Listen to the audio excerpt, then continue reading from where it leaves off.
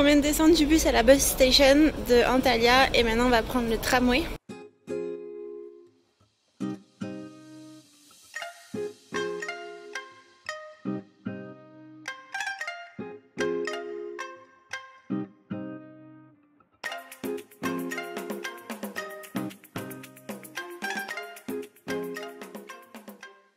On est allé voir la Clock Tower, la voici, en travaux, donc on la verra pas. On va aller voir plutôt la mosquée là-bas. Vous voyez le minaret, un peu gondoli.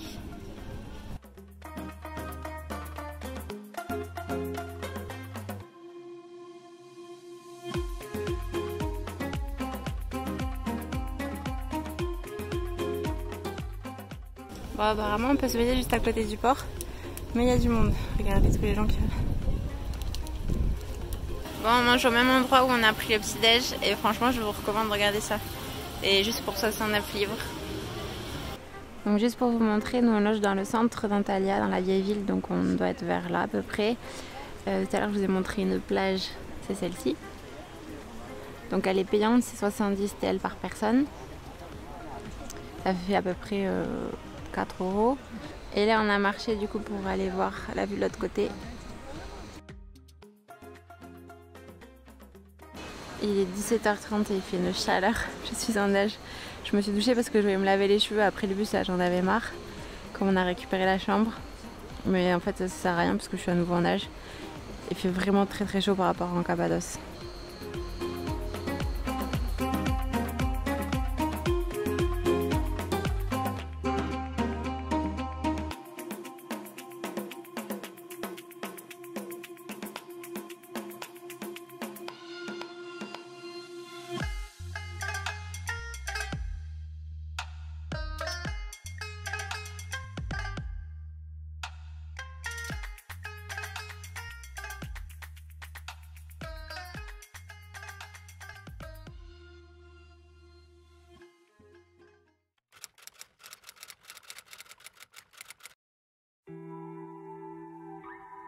Il est 9h du matin, on se balade un petit peu dans Antalya. Il fait déjà très très chaud. Je sais pas combien il fait mais il doit déjà faire plus de 30. Et c'est un petit peu lourd pour se balader. À 10h, Julien a pris rendez-vous chez le coiffeur. On va tester le coiffeur turc. Enfin, il va tester, pas moi. Et après, on va manger et on récupère la voiture à 13h. Et on part en direction de Pamukkale. On dormira ce soir. Regardez-moi cette vue sur la mer et la montagne au fond. Il y a pire comme vue le matin. On se demande si au fond c'est encore Antalya. Il y a l'air d'avoir une plage au niveau de la grande roue là. On est dans un petit parc juste à côté de cette tour. Je crois que c'est une tour. C'est sympa.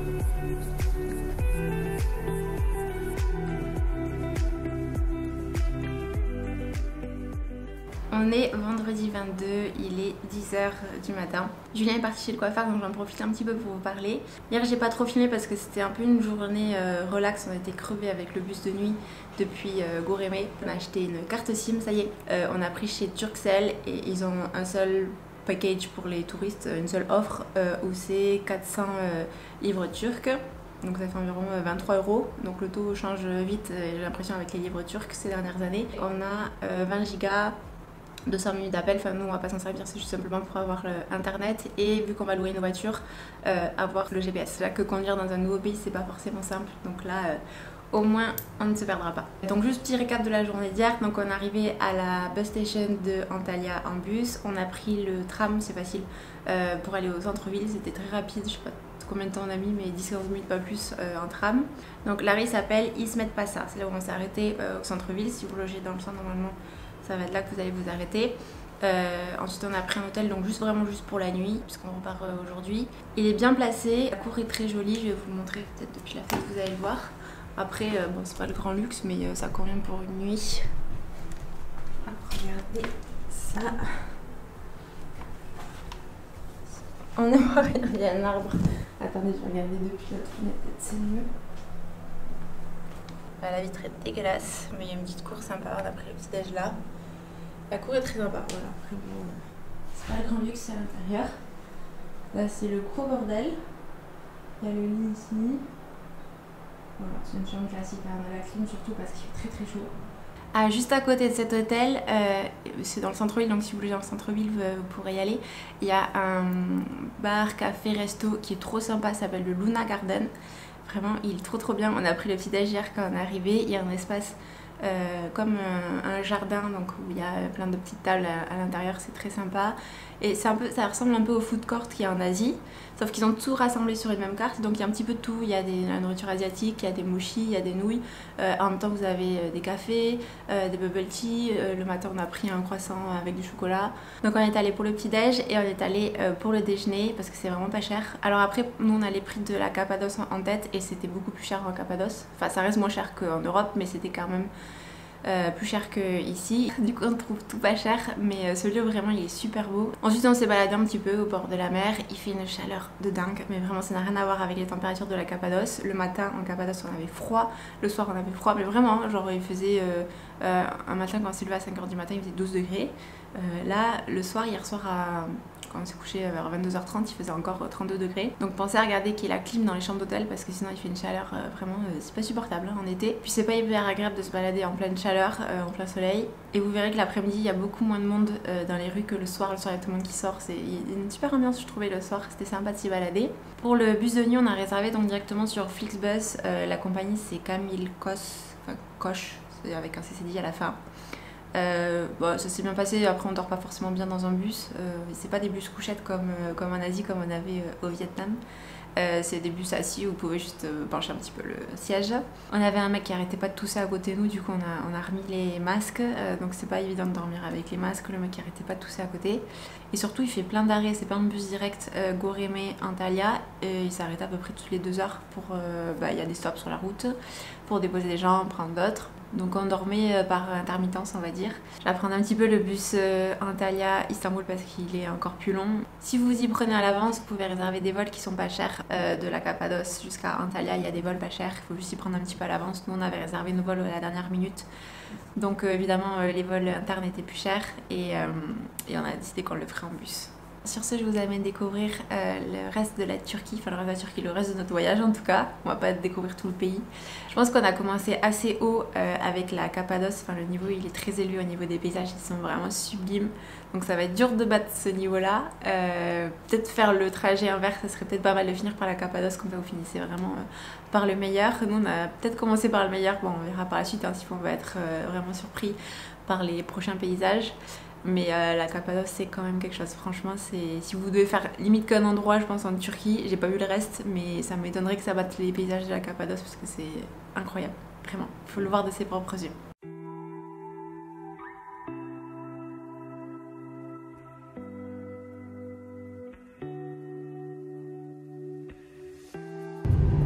On est à côté du lac Salda, ça a l'air super beau mais on a un peu des galères pour se garer. Parce qu'il y avait un parking qui était loin, il fallait prendre une navette et tout, on n'avait pas envie parce qu'après on doit aller encore jusqu'à Pamukkale.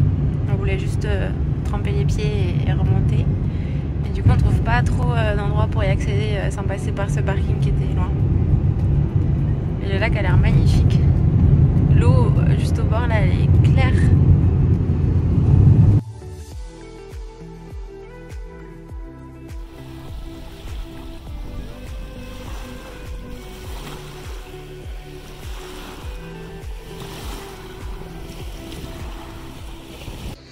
Ça y est, on vient d'arriver à Pamukkale. Voici notre hôtel pour la nuit. Avec, regardez ce qu'il y a en bas, une piscine. Franchement, il est sympa et on l'a vraiment pas payé cher. Je vous mettrai le lien en description comme d'hab. Et tout là-haut, il y a le site de Pamukkale. Vers là. C'est un petit peu jaune, j'espère que c'est la lumière qui fait ça. Qu'on n'aura pas une surprise demain que ce sera pas tout jaune au lieu de blanc et bleu. On verra, voilà.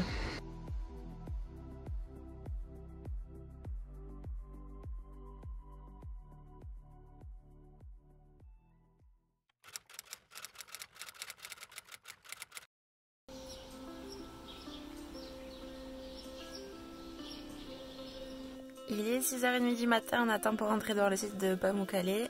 Là à droite, il y a des gens qui attendent, qui sont à pied, on dirait.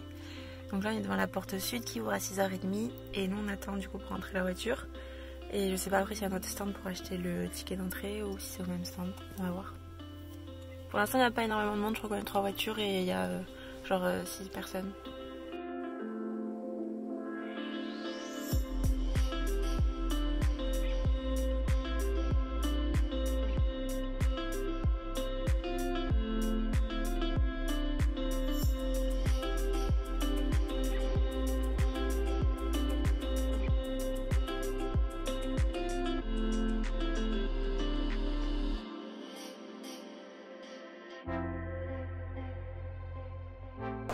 Franchement ça vaut le coup de commencer la visite à 6h30 parce que là il est 7h30 et regardez, bon il commence à avoir du monde mais franchement ça va.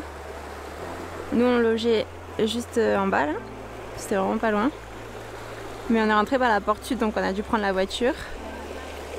Et regardez le site, il n'y a pas tant de monde que ça. Je m'attendais à plus. Et l'entrée village elle est vers là et du coup elle ouvre à 8h il me semble. Et là si vous logez juste au village, vous pouvez y aller à pied. Par contre vous devez remonter tout ça à pieds nus et franchement ça fait mal aux pieds de marcher sur ça. C'est obligatoire de marcher pieds nus pour pas abîmer le site. Regardez, il y a une montgolfière. Il y en a une autre tout là-haut. Bon, il n'y en a pas autant qu'en Cappadoce, mais il y en a quelques-unes.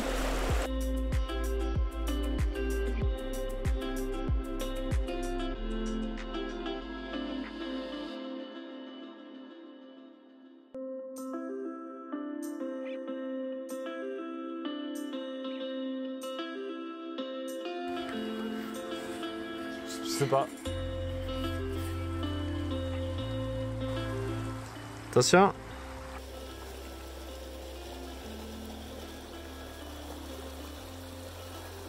Petite pause dans la vidéo pour vous rappeler de liker la vidéo si elle vous plaît, ça m'aide beaucoup, et de vous abonner pour ne pas manquer les prochaines vidéos.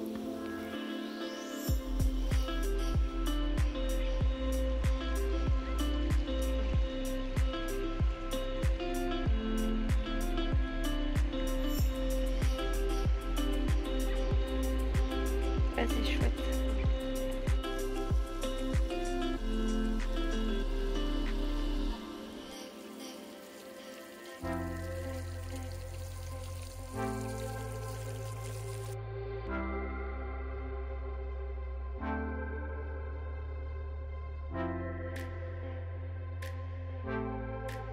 Donc si vous pouvez, je vous conseille d'y aller à 6h30, franchement ça vaut le coup. Regardez, il loue même des ailes et des robes pour faire des photos. Non mais ça va loin là. Bon, regardez ici, il y a des bassins mais ils sont vides. Ça doit être super beau quand c'est rempli ici. Même là-bas, en fait quand c'est en étage, regardez, je vais zoomer. Là-bas, là, ça doit être super beau. Et c'est sûrement eux qui gèrent en fait s'il y a de l'eau dans les bassins, qui coupent les robinets. Parce qu'il y a de l'eau partout qui circule, donc ils doivent en fait empêcher l'eau d'aller dans les bassins pour que les bassins restent pleins, parce que sinon il y a des algues qui se développent et c'est pour ça que ça fait un peu marron noir pour préserver le site.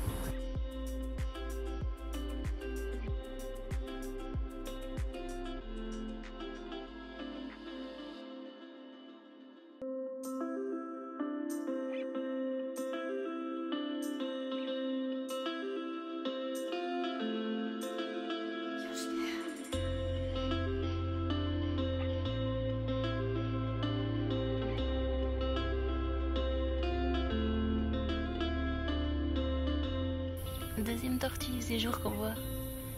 On est en train de se reposer un petit peu parce qu'il fait très chaud. Et regardez, il se cache. Coucou toi.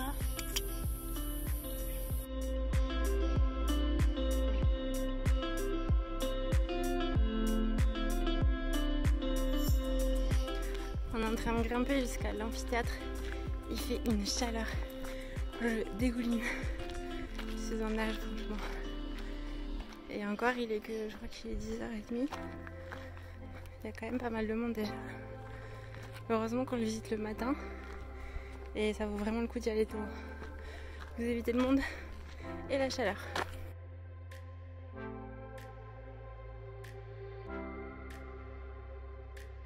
Ok, il est 11h, regardez le monde qu'il y a. Nous on a fini la visite, là on va y aller. Donc on est juste repassé devant les bassins pour voir un petit peu. Je crois que ça s'appelle les Travertins. C'est la folie, vraiment ça doit pas du tout être agréable. On va faire la queue pour passer. Bon bah les photos, laissez tomber, c'est même pas la peine. Il y a des bus partout. Et là je vous filme qu'un quart de ce qu'on vient de croiser. C'est rempli. Ça y est, on vient enfin d'arriver près de Fétillé, dans un petit village qui s'appelle Kayakoy. On est venu ici au lieu de Fétillé parce qu'on voulait garer la voiture, et à Fétillé c'était un petit peu compliqué, il n'y avait pas 50 000 choix d'hôtel. Donc là c'était la bonne option, donc je vais vous montrer la chambre qui est vraiment bien. On a de la place, il y a notre lit même ici. Là-bas il y a la salle de bain Et surtout ce qui est chouette, regardez, c'est qu'il y a une piscine, je sais pas si vous allez la voir. Juste derrière là, je vais vous montrer. Là-bas il y a un coin avec des hamacs. Franchement c'est assez chill comme hôtel, j'aime bien. Et là il y a une super piscine, pour l'instant il n'y a personne donc c'est cool. Je pense qu'on va en profiter parce qu'il fait une chaleur de dingue.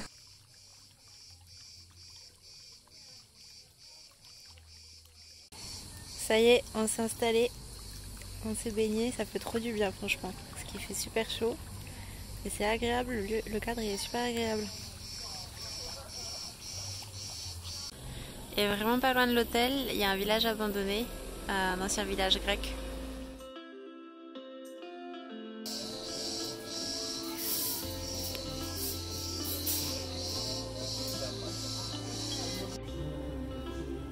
On a un chanteur juste en face dans le resto, en live. Bon, la musique est sympa, mais je sais pas jusqu'à quelle heure il va chanter. Ça va, là il est encore 22 h, on a un petit peu de temps.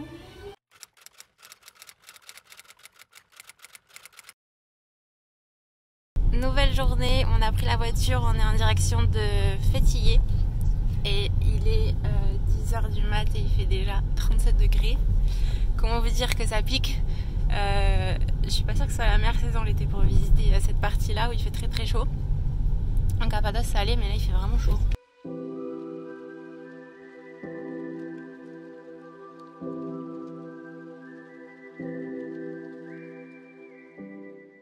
On longe la mer à Fétillé, mais vraiment la chaleur elle est écrasante. Je suis désolée, je fais que vous parler de ça, mais regardez, il n'y a pas grand monde.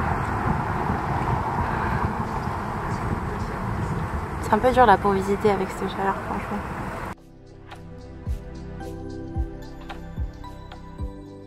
De l'eau fraîche, ça fait trop de bien. Moi qui adore la chaleur, j'aurais pas cru que ça serait aussi compliqué.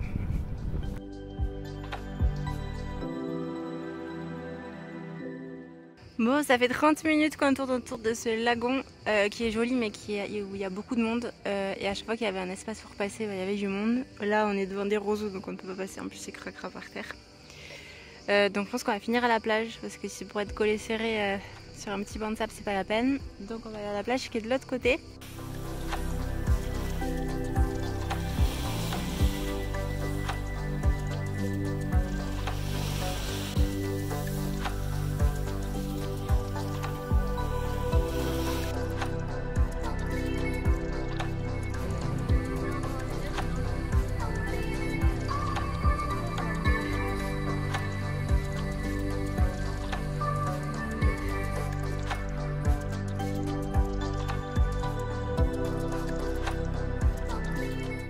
On s'est fait virer comme des malpropres de la plage de Haut-Lieu de Nice, donc voilà, de retour à l'hôtel et on a profité de la piscine pour se rafraîchir. Je vous explique pourquoi on s'est fait virer.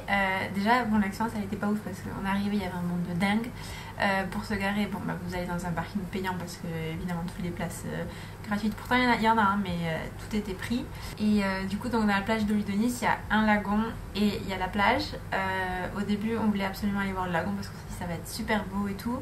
On arrive au lagon et en fait impossible même d'accéder à l'eau parce que tout le monde était vraiment collé serré, genre tout le monde avait ses chaises de camping, ses serviettes, parasols, etc. Ils étaient tous hyper bien équipés, sauf que du coup c'était impossible déjà de trouver un espace pour nous et ou d'accéder juste à l'eau sans même s'installer en fait, hein, juste d'accéder à l'eau. Donc on va plutôt à la plage qui est juste à côté et là c'est une plage de gravier, du coup bon, ils proposent des transats, nous on se dit on va juste se baigner, sécher et puis après on repartira, de toute façon c'était l'heure de manger après. Donc on pose nos affaires. On se baigne et quand on sort on nous dit ah bah vous voulez pas des transats, bah vous pouvez pas rester ici alors vous devez partir, vous avez pas le droit de vous mettre votre serviette, vos sacs ici, soit vous prenez un transat soit vous restez pas ici, voilà. Donc on est reparti, on venait sortir de l'eau donc on était trempés avec le sac à dos, le maillot mouillé, les cheveux mouillés etc en vrac et en fait on s'est rendu compte que quasiment toute la plage était occupée par les transats. Il y avait des espaces peut-être de 6 mètres où il y a entre deux transats, entre deux compagnies de transats où vous pouvez vous mettre avec votre serviette, mais sinon c'est vraiment vous installez en fait, vous prenez les transats, sinon vous venez pas ici, voilà. C'est dommage parce que le cadre est vraiment magnifique, l'eau elle est super claire, il y avait plein de parapentes qui nous volaient au-dessus, c'était super beau. Et même le lagon il est joli hein. Mais là on dirait presque une piscine municipale quoi, c'est pas du tout agréable. Donc on n'est pas super enjoué pour l'instant par cette partie là de la Turquie. Soit on a été trop émerveillé par la Cappadoce et du coup tout est un peu bof, soit juste ça ne nous correspond pas. C'est vrai que bon, on n'aime pas rester toute la journée sur un transat, on aime bien juste bon, on va voir une plage, si elle est jolie, on pose nos affaires, on se baigne vite fait, on sèche, après on repart. Bon, pour l'instant dans des cas de jour aussi c'est compliqué de se balader avec la chaleur, donc c'est vrai qu'à part aller à la plage et à la piscine, c'est compliqué de marcher, faire des randos c'est quasiment impossible. Là il est 4h, il fait encore très chaud, il doit faire 35 degrés. Mais on va quand même essayer d'aller au village de Kayakoi parce que c'est vraiment juste à côté, au village abandonné. Donc qui était un ancien village grec. Et même si on était allé ce matin, déjà le petit déjeuner dans ce hôtel il est à 9h. Donc on peut pas partir avant 9h ou alors on part sans petit déjeuner, mais vu qu'il est inclus autant le prendre ici. De toute façon même à 9h il faisait déjà 34 je crois et à 10h il faisait 37. Donc le village s'appelle Kaya et donc il y a 3500 maisons qui étaient avant habitées par les Grecs. Et c'est en 1923 du coup que les Grecs ont dû partir et il y avait 25 000 habitants donc qui ont quitté le village et qui l'ont laissé comme ça. En fait il y a eu un échange de population et les Turcs qui venaient de Grèce n'ont pas voulu habiter dans ce village. Et ce village est devenu un village fantôme mais c'est quand même une zone protégée.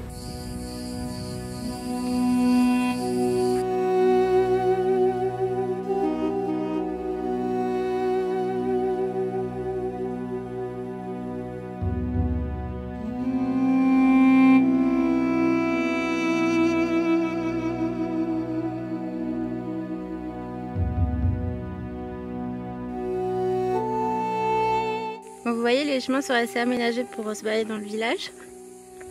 Et on peut imaginer un petit peu comment ils vivaient. On a vu l'église, tout là où il y a le château, où ils ont mis d'ailleurs un drapeau turc. Vous voyez les cheminées là, par contre il n'y a plus aucun toit. Vous remarquez sur toutes les maisons il n'y a plus aucun toit. Donc c'est ce qui va être le plus fragile. On devine, hein. On n'a pas de guide. On a fait voler de Rony, je vous mets les images juste après.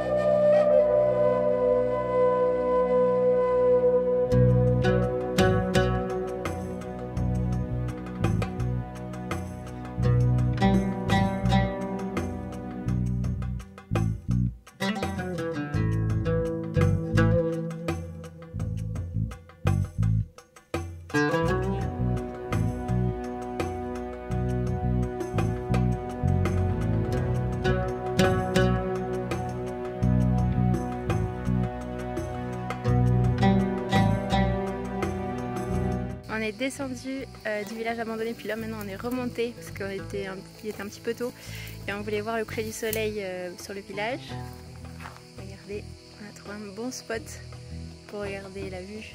Donc là c'est l'heure dorée, ce qu'on appelle la golden hour, c'est la plus belle lumière de la journée. Il y en a une le matin après le lever du soleil et une heure avant le coucher du soleil, pardon j'ai du mal. Et le coucher du soleil est à 8h, mais peut-être qu'on redescendra avant parce que j'avoue que je suis pas très sereine de rester...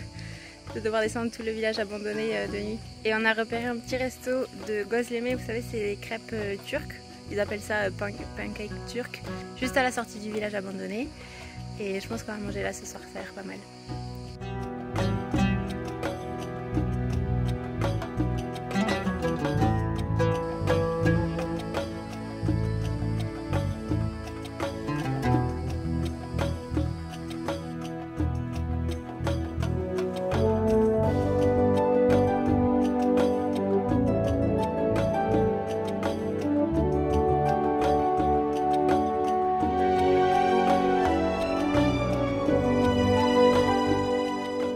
On a repéré deux points de vue sympas pour voir le coucher du soleil.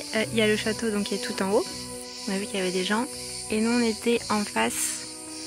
On était à peu près vers là. Voilà.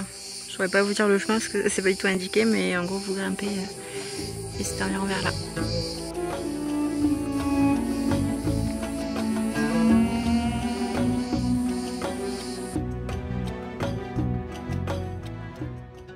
Petit resto avec vue sur le village et en plus on est assis en tailleur sur ces banquettes là, c'est sympa. Je me régale avec les jus d'orange frais en Turquie. En plus c'est vraiment pas cher, là c'est moins de 2 € le jus d'orange et le verre est grand. Par contre je suis pas sûre que ça soit une bonne idée de le prendre le soir, je risque de pas dormir mais bon j'en avais trop envie.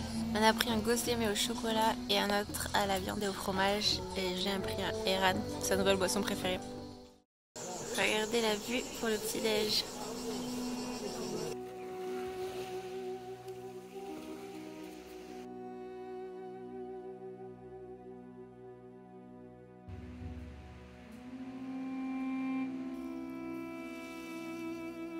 Cette vidéo est terminée, j'espère vraiment qu'elle vous a plu. Si c'est le cas, n'hésitez pas à laisser un commentaire, un like, ça me motive pour créer d'autres vidéos. Rendez-vous dans un prochain vlog, des bisous, à très vite.